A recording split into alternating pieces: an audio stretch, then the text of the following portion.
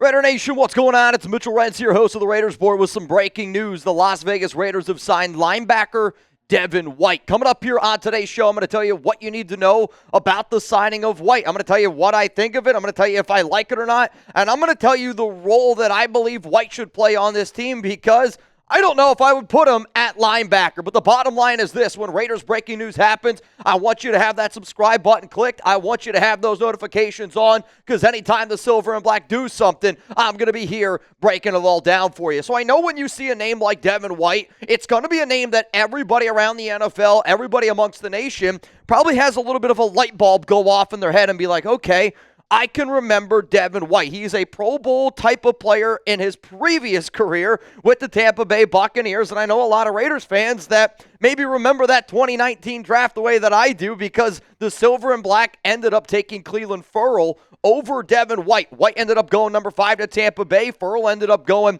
number 4 overall. But when you look at the stats that you see on screen, a lot of people remember White back in 2022, 2021 as a tackling machine. Over the past few seasons, though, statistically, White has actually been one of the worst linebackers in the National Football League. And the reason why, he was signed by the Philadelphia Eagles, the team that won the Super Bowl last season, but actually ended up getting released by them. Then he ended up joining the Houston Texans because of all the injuries and all the other issues that the Texans had at that linebacker position. So he ends up joining Houston, and he had 18 tackles. White is one of those players where I often say on this show that sometimes tackles at the linebacker position are one of the most overrated stats out there, because people assume, wow, that guy had 128 tackles. Wow, that guy had 148 tackles. This guy must be an unbelievable linebacker. I'm being honest with y'all. I am a little bit concerned about the two signings that the Raiders have had in terms of being Spytek guys, because the first name that I think of is Alex Kappa. And I get it. Kappa was solid in 2020 and 2021 with Spytek, but then he's coming off a year where he was arguably the worst starting offensive lineman last season in the National Football League. And now you bring in a guy like Devin White, who, I get it, this is going to be one of those players where you're going to be able to find out which guys know ball and which ones are casuals. Casuals are going to be really excited about the Devin White signing. Guys that know ball are going to be sitting up here going, this doesn't really address our interior linebacker position. We still need to draft a linebacker. We still need to find a starter, because if you're going to roll out a Landon Roberts and Devin White as your two starting linebackers, that would be the worst linebacker room in the National Football League. So give me a yes, give me a no. This is going to be the pinned comment on today's show. Do you like the signing of these Spytek guys? I do not like the signing of the Spytek guys. Now, if you're telling me Devin White's going to be a depth piece, all right. If you're telling me Alex Kappa's going to be a depth piece, well, all right here. I'm not putting Devin White as a starter, because I have no confidence in him to be a starter. Quite frankly, if it was up to me, and if you were to tell me, Mitch, what role would you use Devin White at this point of his career? I would say make him an edge rusher. Let him be an athlete, because here's the one thing you can't deny. You can't deny that Devin White is a good athlete. He's just really bad at being a linebacker, and that's been the case now for multiple seasons. The Raiders recently just lost somebody along the lines of K'Lavon Chasen. And I often, when I see a player like White, I see him as almost like a athlete, a thing of clay, right? And you need somebody that can mold that piece of clay into something special. A lot of people last season said, K'Lavon Chasen is washed, he stinks, blah, blah, blah.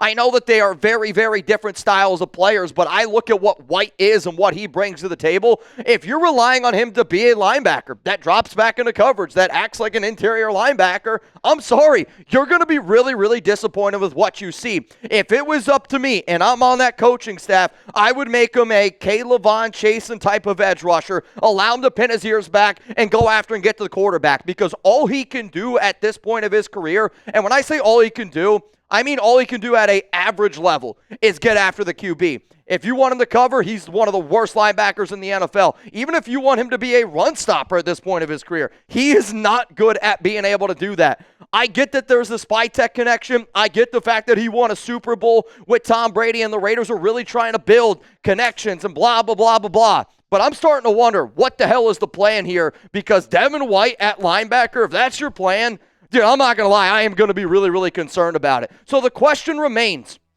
what is the Raiders' plan at linebacker this season? I'm going to tell you what I think that the plan is ultimately going to be, because as you can tell, I don't think Devin White is a starter in the NFL at this point in age. And I still think that the Raiders need to go out and they need to address that linebacker position. I'm going to give you a few names here in just a moment from a draft and from free agency standpoint. But speaking of draft, if you guys haven't seen, we got some brand new Raiders draft hats. The official 2025 NFL draft hats, they are out. And also there's like 6 different versions of this hat. You can also kind of see they come with a pin. At least some of the hats come with a pin. And if anybody wants to get their hands on these Raiders draft hats, which I'm telling y'all right now, they're going to go quick.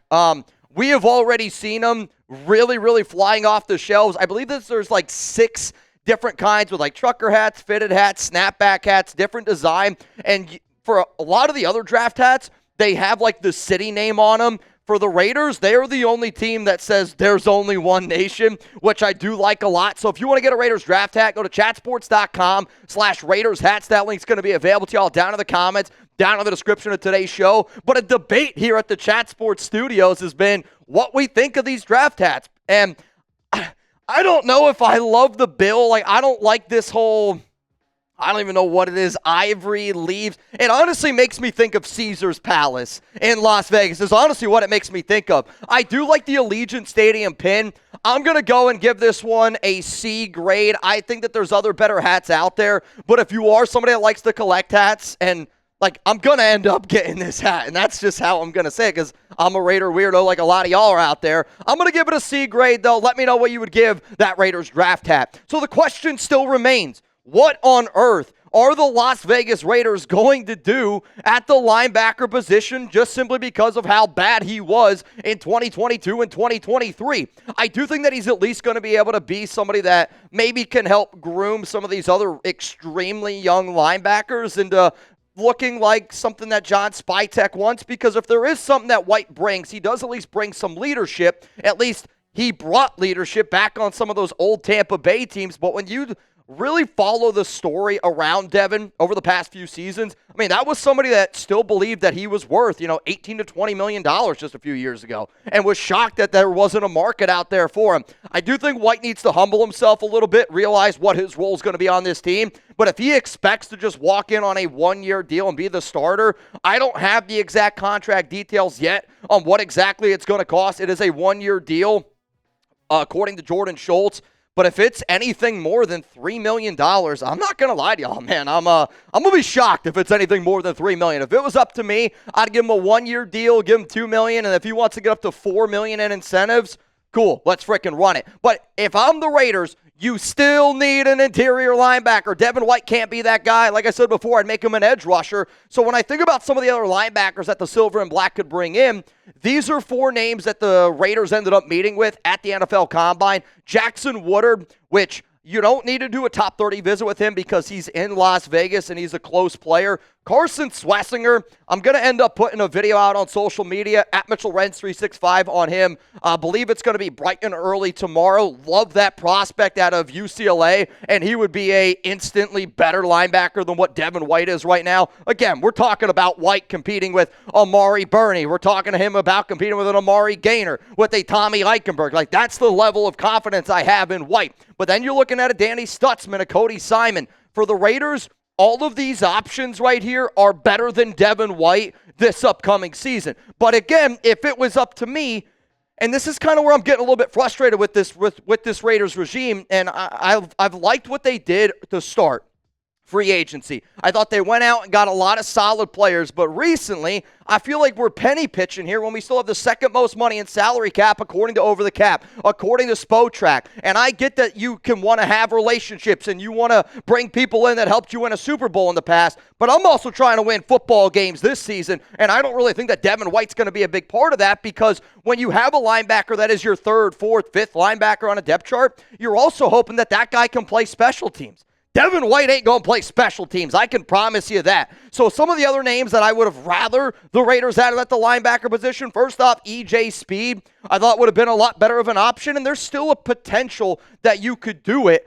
But based on the way that this team has spent money in the offseason, I am starting to get a little bit concerned that they might think that some of these old guys that were good for Tampa Bay many, many years ago are going to be potentially starting options. I would rather have Kaiser White at the linebacker position. Because when you're pairing linebackers, and if the Raiders are going to run a 2-linebacker set, which I think they're going to end up doing with Patrick Graham running 3 safeties, you're putting a Landon Roberts out there who's a thumper and who can't really cover, out there with Devin White, who is a worse version of terms of cover, but he also is kind of a thumper trying to go downhill. You need somebody that can cover like a Kaiser White. You need somebody that can potentially cover like a Chaz Surratt. Because if you're going to put those 2 guys out on the field, your linebacker room is going to be a major, major liability. But, like, there's also other better athletes out there. Like, if you would have told me you want to invest in an athlete, go out and invest in Isaiah Simmons. He's a better athlete, I think, than Devin White, and it at least offers you a little bit more in the coverage game. Because White,